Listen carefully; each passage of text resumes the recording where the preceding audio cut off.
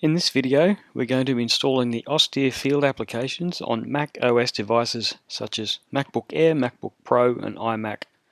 For this you'll need the Chrome browser because this won't work on Safari at the time of recording.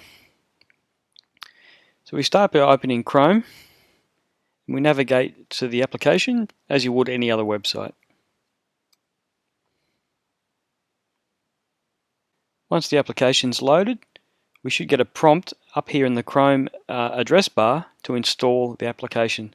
The other place we might get it is in the side menu here. Let's use the button in the URL bar and we are prompted to confirm the installation.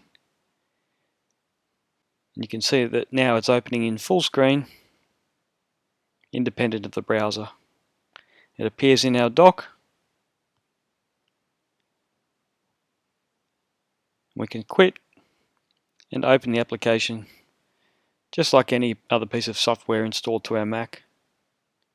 From here we can log in